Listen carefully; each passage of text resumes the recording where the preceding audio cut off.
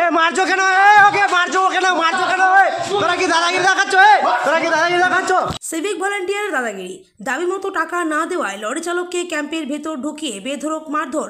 Social মিডিয়ায় viral video. Harishchandrapur থানায় লিখিত অভিযোগ দায়ের। রুহুল আলী নামে ওই লরি চালকের অভিযোগ, উত্তর দিনাজপুরের ডালখোলা থেকে লরিতে করে গরু নিয়ে হরিচন্দ্রপুরের মারাডাঙ্গি এলাকায় আসছিলেন তারা। হরিচন্দ্রপুর থানার রশিদাবাদ গ্রাম পঞ্চায়েতের ভেলাবাড়ি নাকা চেকপোস্টের সামনে গাড়িটি দাঁড় করান সিভিক ভলান্টিয়াররা। 1000 টাকা দাবি করা হয়। 500 টাকা দিতে রাজি হয়েছিলেন ওই লরি চালক। এতেই খেপে গিয়ে ওই লরি চালককে গাড়ি থেকে নামিয়ে ক্যাম্পের ভেতর নিয়ে গিয়ে বেধড়ক মারধর করা হয়। মারধর করার সেই ভিডিও ভাইরাল হয়েছে। এই ঘটনায় ওই 3 সিভিক ভলান্টিয়ারের বিরুদ্ধে থানায় লিখিত অভিযোগ দায়ের হয়েছে।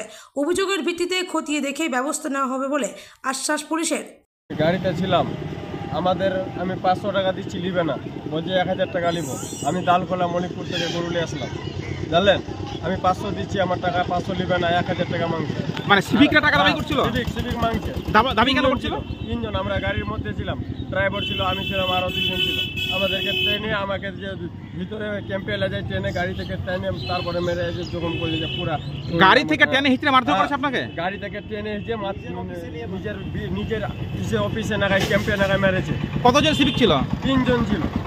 তো এইভাবে কি বরাবর তার হাতটা তুলে? হ্যাঁ, বরাবর সব হপ্তায় সব দিনে এরকম ওদেরই আছে। মানে টাকা না দিলে মারধর? আর টাকা না দিলে মারবে, বলছে তাই বলে তুমি কি করবা, কেউ কিছু করতে পারবে না। মানে সিভিকরা তোমাকে হুমকি দিচ্ছে? সিভিক হুমকি দিচ্ছে। সেখানে কোনো পুলিশ ছিল না? পুলিশ ছিল না, সিভিক ছিল 3 জন।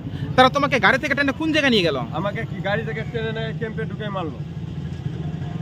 তারা কতজন ছিল ওখানে? 3 জন ছিল, সিভিক ছিল, আপনি ছিল না। আপনি কি টাকা দিলেন? আমি টাকা দিচ্ছি, 500 নিবে না, 1000 নিবে। আপনার নাম?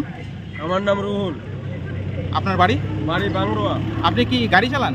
আমি গাড়ি চালাই না, আমি গাড়ির মধ্যে আমি গরুলে আসছিলাম। কোথা থেকে আসছিলেন? আমি দালকোলা মলিকপুর থেকে আসছিলাম।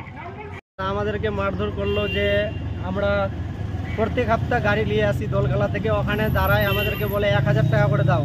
আমরা বলছি যে 1000 টাকা না দাদা, কিছু কম করেন, 500 টাকা নেন।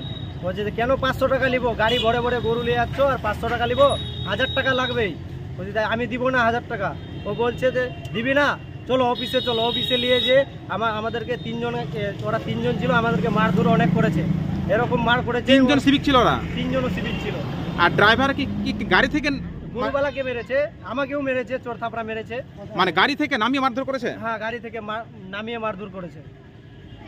কি তার জখম হয়েছে? হ্যাঁ, তার জখম হয়েছে, হাতে জখম হয়েছে, অনেক জখম হয়েছে, অনেক মেরেছে, ভিতরে এখানে পেটে মেটে লাগিয়েছে। তো সিভিকরা বললেন না যে আপনারা কেন টাকা দাবি করছেন বা কেন মারধর করলেন? ওদেরকে বলছে যে পুলিশ ওদেরকে নিতে বলেছে, আমাদেরকে এখানে ক্যাম্প বসাইছি, আমাদেরকে নিতে বলেছে, ক্যামেরা লাগানো আছে, দেখো সব কথা হচ্ছে, ক্যামেরাতে দেখছে স্যারগুলো, এই গাড়ি গেলে আমাদেরকে টাকা নিতে বলেছে। এগুলো সিভিক বলছে? হ্যাঁ, এগুলো সিভিক বলছে। ওখানে কোনো অফিসার ছিল না, 3 জনের সিভিক ছিল। বলছে আপনারা অভিযোগ করবেন? হ্যাঁ, অভিযোগ করবো। আমাদেরকে কেন অত্যাচার হচ্ছে? আমরা তো দিন খাটি দিন খাই, আমাদের উপরে কেন অত্যাচার করছে? কোথা থেকে গরুগুলো নিয়ে এসেছিলেন? গরু নিয়ে আসছিলাম আমি দালকোলা থেকে, মলিকপুর দালকোলা থেকে। আপনার নাম? আমার নাম সাহির আলম। বাড়ি গাংনদিয়া। দেখুন, মমতা ব্যানার্জি সরকারের এই সিভিক ভলেন্টিয়াররা হলো তার একটা বড় ভোট ব্যাংক, এবং এই সিভিক ভলেন্টিয়ারদের পরিবার বিরাট সংখ্যকভাবে মমতা ব্যানার্জিকে ভোটে জেতায়। সেই জন্য এই সিভিক ভলেন্টিয়াররা যেসব অত্যাচার করছে, সেই সব অত্যাচার অনেক জায়গার থানার আইসি এবং পুলিশ আধিকারিকদের মেনে নিতে হয়, কারণ এই ভোট ব্যাংকের বিরুদ্ধে পুলিশের যারা আধিকারিক তারা সিভিকের বিরুদ্ধে খুব একটা ব্যবস্থা নিতে পারেন না। পাশাপাশি থানার আইসি থেকে আরও যারা বড় আধিকারিক আছেন তারা সমস্ত যে তোলাবাজিটা করেন পুলিশের, এই তোলাবাজিটা সামনে সিভিকদেরকে রেখে করেন, যার জন্য যখন আপনি কোনো অকর্ম কুকর্ম করাবেন সিভিক পুলিশকে দিয়ে, সিভিকের তখন সাহস শক্তি সবটাই বৃদ্ধি হবে। তারই একই রকম দৃষ্টান্ত মালদার হরিশ্চন্দ্রপুরে গতকাল হয়েছে। আজকে সিভিক কাগজ দেখছে গাড়ি দেখার কাগজের এখতিয়ার সিভিকের মধ্যে থাকে না, তার জায়গায় লেখা আছে সিভিক ভলেন্টিয়ার মানে সার্ভিস দেবে। সার্ভিস দেওয়ার নামে তাদেরকে ধরে নিয়ে গিয়ে পিটাবে, টাকা চাবে, গাড়ি কেড়ে নিবে, এই ক্ষমতা সিভিককে দিয়েছে মমতা ব্যানার্জির সরকার। তাই জন্য আজকে রাস্তাঘাটে যে কোনো জায়গায় সিভিক যে অত্যাচার করছে সেই অত্যাচার সবাইকে মেনে নিতে হচ্ছে। এবং তাদের বক্তব্য কেমন থাকছে সরাসরি যে আমাদের এই টাকা দিতে হবে, সমস্ত জায়গায় ভাগ হবে। ভাগ হওয়ার জায়গা হলো সিভিকদেরকে নিয়ন্ত্রণ করে সেই জেলার তৃণমূলের নেতৃত্ব, এবং সিভিক যে তার তোলাটা তোলে, এই তোলাটা সমস্ত তৃণমূলের নেতাদের কাছে যায়, থানাতে যায়।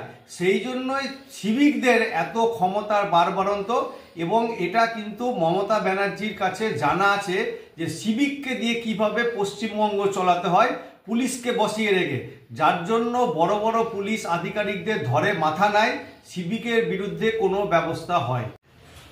কমপ্লেনার অলরেডি কমপ্লেন লজ করেছে হরিশ্চন্দ্রপুর থানায়। আইন অনুযায়ী তদন্ত করে যে দোষী সাব্যস্ত হবে সেই অনুযায়ী ব্যবস্থা হবে।